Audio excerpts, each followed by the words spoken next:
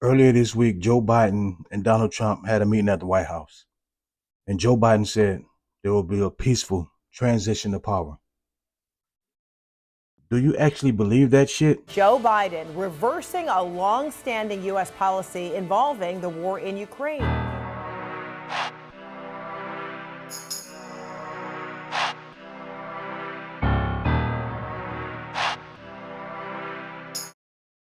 Back at you once again. This is your boy, the Beat Assassin, with another Talk to Him podcast, bringing you the truth, the whole truth, and nothing but the truth.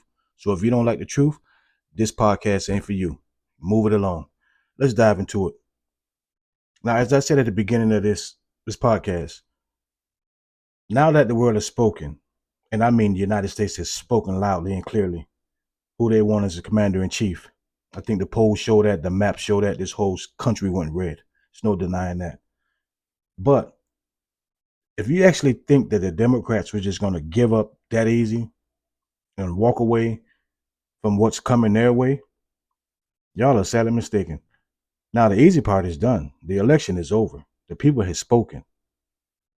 But what you need to know and what happened today could be our worst nightmare as a country. Hell, as a whole United States. Hell, the world even maybe. This rotten Robinette Biden just gave the permission for Ukraine to use United States long-range missiles to bomb inside Russia. And what did Putin say? If y'all ever do that, that will be the beginning of World War III. Joe Biden reversing a long-standing U.S. policy involving the war in Ukraine. Biden now going to allow Ukrainian forces to use long-range U.S. weapons inside of Russia for the very first time. CNN's Kevin Liptak is traveling with the president in Brazil. Kevin, what more are you learning?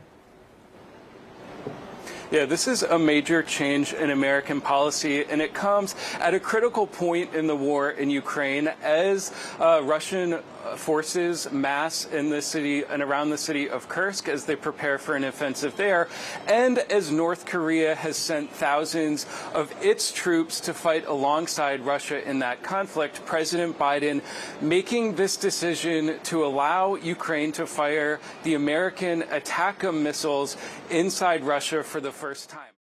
No one in their right mind should be surprised by this. Not at all. These are the dirty tactics they're going to try to do in sparking World War III. And if that does happen within the next 65 days before Inauguration Day, they will maintain power. And if that don't work, you know what their last resort is?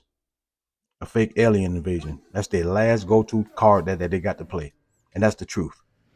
But this evil man that sits in office, and we all know he doesn't run this presidency. He's just a puppet on the string.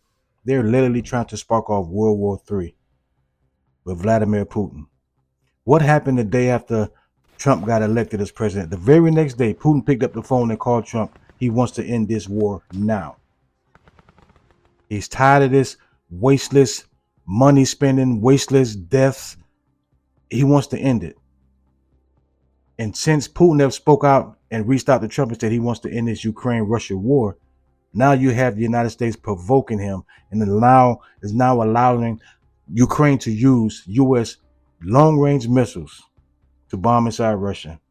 Knowing Putin said months ago, if that ever happens, that will spark World War III.